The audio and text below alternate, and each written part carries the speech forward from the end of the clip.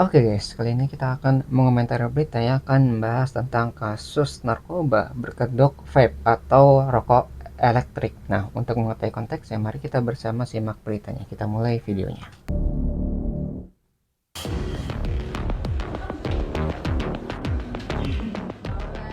Pengungkapan berawal dari informasi masyarakat terkait dugaan peredaran narkotika dengan kedok rokok elektrik. Menindaklanjuti informasi tersebut, Tim Badan Narkotika Nasional bersama Bea Cukai melakukan penyelidikan intensif. Petugas melakukan pengintaian terhadap terduga pelaku sejak tiba di Bandara Soekarno-Hatta, Tangerang, Banten. Pelacakan dilakukan hingga ke sebuah apartemen di kawasan Sudirman, Jakarta Pusat. Di apartemen lantai 23 inilah petugas melakukan penggeledahan dan mengungkap aktivitas produksi rokok elektrik mengandung narkotika. Aktivitas Bahaya tersebut banget. dilakukan oleh dua pelaku berinisial T, KG, dan MK, warga negara asing yang tiba di Jakarta dari penerbangan Kuala Lumpur. WNA Petugas dari luar menemukan berarti ribuan itu cartridge ya. vape, penutup cartridge, serta cairan yang diduga mengandung etomidet narkotika golongan 2. Sementara kedua pelaku ini adalah membawa barang, baik itu kandungan narkotika, jenis ya, kandungannya adalah jenis etomidet ya. Jadi bahaya banget ketika dicampurkan ke dalam rokok, mungkin membuat orang tuh jadi ketagihan gitu. Jadi membuat ketergantungan lah, itu yang berbahaya. Jadi mereka mungkin bisa menjual dengan harga tinggi tapi orang pasti beli karena kayak sudah ketagihan tadi. Ya, jadi bisa merusak kesehatan dari penggunanya gitu. Jadi vape itu mungkin udah merusak ditambah dengan narkoba lagi ya. Itu akan semakin berbahaya ya, kandungan kimianya. Barang bukti yang disita petugas rencananya akan dipasarkan dengan harga 5 hingga 6 juta rupiah per unit. Dengan total Mahal 3.000 tuan. cartridge, potensi omset kejahatan ini mencapai 18 miliar rupiah. Kasihan Dari orang Jakarta, yang Robin Freddy, menggunakan. Putri Sofia, Teddy Suhendi, TV One mengabarkan. Jadi bisa ngejual dengan harga tinggi gitu kan, karena ini ya untuk ngebayar kredikan narkobanya kan mungkin harganya mahal, tapi ketika dijual itu bisa dengan harga tinggi dan orang pasti beli karena sudah ketagihan dengan narkoba yang sudah terkandung dalam nikotinnya. Jadi ini mungkin kasusnya sama kayak dulu ya, rokok yang lintingan itu tapi diisi dengan ganja gitu. Ganja juga itu kan narkoba yang bisa membuat ketagihan. Jadi bubuk tembakaunya itu dicampur dengan daun ganja kering gitu kan, terus dilinting dalam rokok, jadi rokoknya itu juga mengandung narkoba. Jadi orang yang merokok jadi ngefly terus ketagihan dengan rokok tersebut gitu, dan ketika dijual mahal mereka tetap beli karena sudah ketagihan atau sudah ketergantungan dengan rokok tadi yang sudah mengandung narkoba ya, gitulah.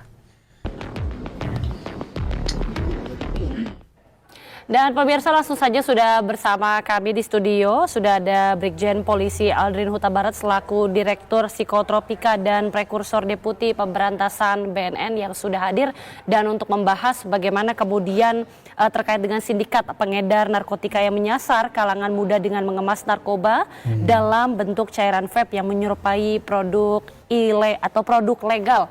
Selamat petang, Pak Jadi kayak berubah zaman, berubah juga caranya untuk menyelundupkan ya. Karena dulu rokok yang lintingan tuh pakai ganja, sekarang berubah pakai liquid dicampur cairannya dengan narkoba. Ya, karena udah modern juga tuh ya, berubah itu sistemnya atau berubah cara penyajiannya sehingga orang lihat oh ini legal padahal isinya itu ada sesuatu yang ilegal seperti narkoba. Mbak, Pak Aldrin, diketahui saat ini sudah ada 2 WNA yang Ya. sudah ditangkap, tapi sebenarnya peran mereka apakah hanya sebagai kurir saja atau mereka juga terlibat dalam proses produksi ini? Jadi waktu awal kita melakukan integrasi ya di tempat kejadian perkara di sebuah apartemen di kawasan Sudirman,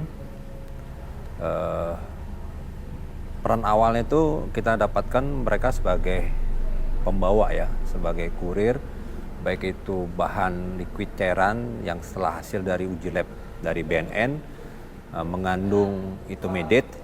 Nah, yang kedua yang tanggal 15 Januari yang lalu dia yang kedua datang membawa cartridge dan penutup cartridge sebanyak 3.000 cartridge dan penutupnya 3.000 juga. Nah, setelah kemarin tanggal 2017 dan sampai saat ini masih kontinu dilakukan pemeriksaan dan kita menghadirkan penterjemah ya, penterjemah. Nah, hasil dari luar awal gitu itu kan bahasa yang mereka adalah bahasa Cina ya, bahasa Cina karena Itu dari si Cina. yang berinisial TKG itu kan mendapat video dari bosnya yang berinisial A ya, terus lanjut si TKG yang mengirim kepada yang kawannya sudah duluan datang tanggal 13 Januari yang berinisial MK video itu. Nah, dari kemarin sampai sekarang dengan menghadirkan penterjemah tadi sehingga bahasa itu kita ketahui bahwa mereka mau menyeperan ya, selain membawa bahan dan barang-barang itu, mereka juga sebagai peracik ya. Peracik. Jadi koki ya, koki. Jadi dengan tutorial dari video itu yang dapat dari bosnya sampai di apartemen di Sudirman. Nah, yang kedua itu nanti yang akan membantu yang pertama yang berinisial MK karena alasannya dibantu karena mungkin umurnya lebih tua ya, lebih tua sehingga nanti dimasukkan dalam cartridge sehingga nanti baru diedarkan. Jadi sudah berapa lama mereka ini beraksi? Jadi tidak hanya membawa saja tapi juga berarti kan sudah meracik. Tapi berapa lama mereka sudah melakukan aksi ini? Yang jelas untuk melakukan aksi sementara yang kami dapatkan ya, hasil pengakuan dan keterangan dari keduanya baik itu dari MK maupun dari TKG baru kali ini dia pertama dan keburu ketangkep sama BNN maupun dengan Bea Cukai. Oke, artinya baru kali pertama mereka melakukan kejahatan ini. Keterangan mereka Berarti kok bisa terselundupkan berarti lolos ini ya dari luar, soalnya kan ini kan warga negara asing, berarti dia menyelundupkan barangnya lewat bandara gitu. Dari bandara mungkin lolos gitu ya dalam pengecekan barangnya ataupun bahan-bahan yang terlarang tadi sehingga bisa diracik di apartemen tersebut. Ya, jadi mungkin harus diperketat lagi nih pengecekan barang-barangnya. Jadi kalau misalnya ada negara-negara asing membawa barang-barang berbahaya seperti ini, itu seharusnya jangan sampai bisa diracik. Ya berarti ini ya mungkin harus dievaluasi. Karena kalau bisa sampai lolos kayak gini, mungkin ada kasus-kasus lainnya yang mungkin terlewati juga. Dan kalau misalnya sampai dibentuk gitu ya, terus dikonsumsi oleh warga Indonesia, itu bisa berbahaya sekali. Ya jadi bisa membuat orang sakit, membuat orang ketagihan dan mengurangi ekonomi juga karena kan ini negara asing gitu ya, jadi dari luar gitu, dan keuntungannya kemungkinan besar bakal keluar dari Indonesia bukan berputar di ekonomi Indonesia. Jadi banyak kerugian kalau misalnya ada penyelundupan narkoba seperti ini ya. Jadi nggak cuma masalah kesehatan tapi masalah ekonomi juga bisa digabungkan gitu ya, terlibat dalam masalah ini. Ini berarti berupa jaringan internasional, Pak? ya jaringan internasional dari negara tetangga dan bawa masuk ke Indonesia. Bagaimana awal mula dari BNN akhirnya bisa mencium begitu ya atau mengetahui aksi dari mereka atau kedatangan dari mereka ini?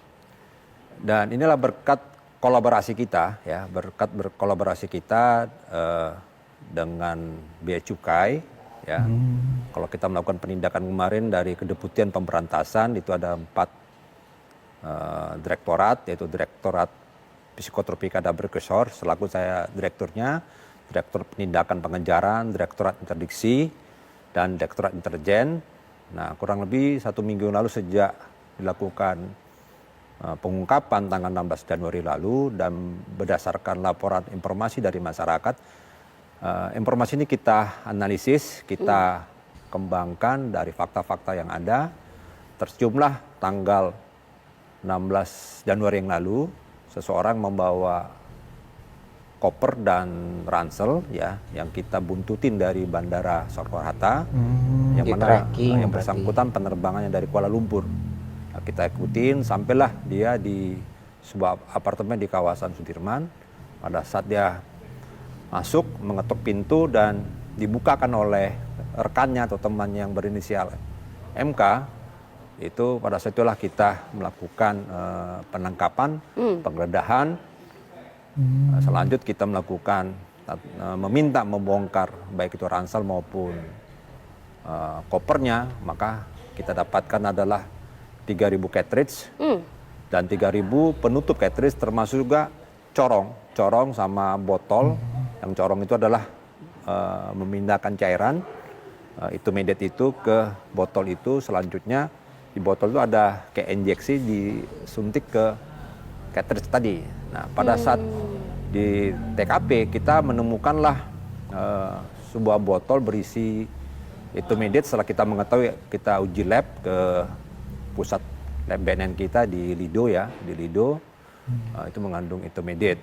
Nah, itu hampir 5 liter, jadi tepatnya 4.919, mililiter itu belum sudah kita sisihkan 10 mililiter yang kita bawa ke pusat lab BNN untuk diuji lab. Gitu ya. Berarti kalau misalnya menurut keterangan bapaknya itu kayak tersangka ini pelakunya itu mungkin dibiarkan lolos gitu ya. Jadi ketika ada lolos baru diikutin ini kemana nih operasinya gitu. Karena mungkin pengen ngetahuin ini ujungnya di mana. Kalau misalnya ditangkap di tempat kan bisa terputus tuh. Kita nggak bisa mengetahui jejak lebih lanjutnya. Tapi kalau misalnya dibiarkan lolos, nanti dia akan kembali ke tempat pertemuannya atau enggak ke tempat tujuannya. Dan ketika sudah sampai di tujuannya baru digerebek itu dengan barang bukti tadi, karena sudah nggak bisa mengelak lagi orang-orang tadi kan. Jadi kalau udah di tempatnya khusus gitu, terus bawa barang-barang yang terlarang dan sudah melakukan operasi juga gitu. Jadi benar-benar bisa terungkap gitu. Dan harusnya nggak cuma di sini doang berhenti gitu ya. Lalu siapa bosnya yang menyelundupkan barang-barang tadi? Itu pasti ada atasannya kan. Nah, itu harus ditelusuri dan biasanya harus bekerja sama dengan kayak Interpol lah. Jadi polisi internasional gitulah. Jadi karena udah urusan nggak cuma di Indonesia tapi di luar negeri juga ada, berarti kan operasinya. Dan ini mungkin bisa jadi informasi ataupun clue ya, petunjuk untuk menelusuri sindikat yang lebih besar gitu. Yang masuk ke Indonesia ini udah ada nih. Mungkin dari luar udah menyebar juga gitu. Jadi ini mungkin harus kolaborasi dengan polisi luar supaya bisa mengungkap sampai ke akarnya gitu ya. Itu ketika akhirnya dibongkar oleh tim, begitu ditemukan cartridge ini yang mengandung liquid yang mengandung etomidate tadi, Pak. Ini artinya memang modus barukah yang ditemukan oleh BNN karena kan tidak pernah sebelumnya ada. Apalagi dari sindikat ini juga disebut baru pertama kali melakukan ini. Yang jelas cartridge itu kosong, Mbak. Itu kosong. Jadi dengan ada corong dan botol itu ya masih baru tuh ya. Botol yang kecil ya, dan mungkin ada di live sudah dilihat. Nah, kita menemukan ada satu botol besar itu isinya hampir 5.000 liter. 5 liter ya, 5 liter. Nah, itu nanti dituang di botol itu yang ukurannya segini ya. Nanti secara bertahap buat distribusi ke mana? Ya. Cartridge tadi. Liquid berarti, Pak? Liquid, cairan. Oke. Dari mana mereka memperoleh barang-barang seperti itu? Tuh, sumbernya. Dari yang jelas dia bawa dari Kuala Lumpur ya. Nah, ini lagi kita dalamin karena kan mereka selalu melempar kepada bosnya yang berinisial A. Itu ya, bisa diusut ke akarnya atau ke atasannya. Kita dalami, kita akan memberitahukan ke kedutaan besarnya dan nanti kita mungkin akan menghubungi kantor kita melalui kedeputian hukum dan kerjasama di BNN. Yang jelas kegiatan kita ini adalah kegiatan operasi bersama dengan stakeholder terkait. Ini dasarkan adalah program dari Bapak Presiden kita, Bapak Presiden Prabowo, menjalankan program Asacita. Tepatnya Asacita ke-7 yang mana dalam ini Bapak Kepala Badan Narkotika Nasional sejak dilantik 25 Agustus 2025 yang lalu, itu Komjen Polisi Suyudi Haryoseto, memberikan arahan kepada kita ya, khususnya aparat kedeputian pemberantasan untuk melakukan pengungkapan jaringan-jaringan sindikat baik itu nasional maupun internasional. Oke, banyak yang belum mengetahui berkaitan dengan etomidate yang tadi seperti Pak Aldri sebutkan. Apakah ini memang modus baru dan etomidate sendiri ketika awam masih belum juga mengetahui sebenarnya ini jenis seperti apa dan efeknya ini seperti apa, Pak? Nah, perlu diketahui ya bahwa etomidate ini itu mulai itu dikategorikan di golongan 2 atau narkotika golongan 2 itu mengacu kepada Peraturan Menteri Kesehatan nomor 15 tahun 2025 nomor urut 90 itu. Jadi baru berlaku itu di akhir tahun 2025. Itu intermediate masuk golongan narkotika. Sebelumnya masuk ke Undang-Undang Kesehatan. Jadi belum bisa kita tindak dengan mengacu kepada tindak pidana narkotika. Jadi masih undang-undang kesehatan. Nah, dengan sementara efeknya itu ya kalau dilihat kepada efeknya itu hampir sama dengan seperti kayak ganja ya, ekstasi ya. Ujung-ujungnya itu bisa merusak ginjal, kalau hati ya, kalau dia dalam jangka panjang karena ada halusinasinya di situ, bahkan bisa menimbulkan kematian. Ya, jadi mungkin tadi ya obat yang disebutkan tuh mungkin awalnya untuk kesehatan, tapi ketika jumlahnya itu dalam konsentrasi yang lebih besar itu bisa beracun dan bisa masuk dalam narkoba gitu ya. Jadi kan awalnya kesehatan tapi karena jumlahnya itu besar dan berbahaya bisa disalahgunakan, itu akhirnya bisa masuk ke dalam narkoba. Makanya baru tahun kemarin mungkin ya baru ditetapkan, wah ini bahan yang bisa disalahgunakan dan bisa masuk ke dalam narkoba gitu ya. Tapi ya kita harus ketahui juga harus dalam ini ya, ahli lah, harus profesional untuk menggunakan obat tersebut kayak heroin mungkin dan obat-obatan terlarang. Itu sebenarnya bisa bermanfaat ketika digunakan untuk hal yang tepat juga. Kayak misalkan dulu tuh saat perang itu kan juga pakai morfin. Morfin itu kan narkoba tapi digunakan untuk menghilangkan rasa sakit gitu. Jadi ada beberapa narkoba atau obat-obatan terlarang jika digunakan dengan tepat itu bisa jadi obat atau untuk penghilang rasa sakit lah gitu, untuk anestesi ya. Jadi ketika disalahgunakan itu yang berbahaya, yang awalnya dari obat bisa menjadi barang terlarang. Tepat sekali bahwa etomidate itu dilakukan penegakan hukum itu mengacu kepada tindaknya narkotika, bukan kepada undang-undang kesehatan. Oke, Pak Aldrin, dengan modus yang baru seperti ini, bagaimana kemudian pelaku ini menyasar para korbannya? Apakah memang korban yang baru, pembeli yang baru, atau memang menyasar pembeli yang lama? Karena kan ini artinya bisa dibilang barang baru begitu ya, Pak Aldrin? Yang belakang yang kita ungkap ya, baik itu dari Polri juga ya, etomidate ini lebih menyasar kepada kalangan muda ya, karena etomidate itu kan sebuah cairan ya yang akan dimasukkan di vape ya.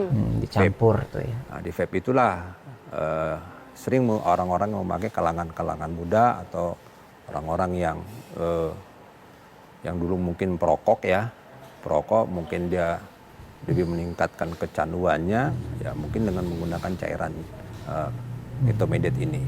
Oke, baik. Terima kasih Pak Aldrin Huta Barat. Mudah-mudahan ini bisa menjadi antisipasi juga tentunya untuk masyarakat agar tidak terkecoh dengan modus-modus yang baru. Tapi terima kasih sekali lagi Direktur Psikotropika dan Prekursor Deputi Pemberantasan BNN Pak Aldrin Huta Barat sudah bergabung bersama kami. Sehat selalu. Ya, jadi mungkin yang bisa kita pelajari dari berita ini tentang narkoba yang berkedok dengan vape ya. Jadi kayak etomidate tadi kan disebutkan itu barang yang terlarang gitu. Dampaknya tuh kayak ganja. Jadi kayak dulu mungkin ganja di rokok lintingan dicampur ya. Sekarang bentuknya modern ya, bentuk liquid tadi. Jadi etomidate ini mungkin fungsinya mungkin mirip gitu ya sama ganja tadi dalam bentuk yang berbeda. Ya, jadi perubahan zaman sekarang orang banyak yang pakai vape gitu ya. Dianggap katanya vape itu lebih sehat dan sebagainya. Tapi ketika udah dicampur ya liquidnya tadi ya untuk bahan rokoknya lah, untuk yang dihisap itu sama aja mungkin bisa lebih berbahaya daripada rokok biasa, karena tadi kan udah dicampur dengan bahan kimia yang membuat ketagihan gitu. Jadi kalau udah ketagihan ya orang pasti akan membeli barang tersebut gitu, dan ketika udah beli barang tersebut nanti makin ketagihan lagi dan nggak bakal selesai ininya, adiksinya, dan itu bisa merusak kesehatan dan merusak ekonomi juga. Nah mungkin itu yang bisa kita pelajari dari berita ini. Kalau kalian tertarik dengan sumber beritanya, link sudah saya cantumkan di deskripsi video. Mungkin sekian yang bisa saya sampaikan, semoga video bisa bermanfaat. Kurang lebih mohon maaf, kita ketemu lagi di pembahasan selanjutnya, insya Allah.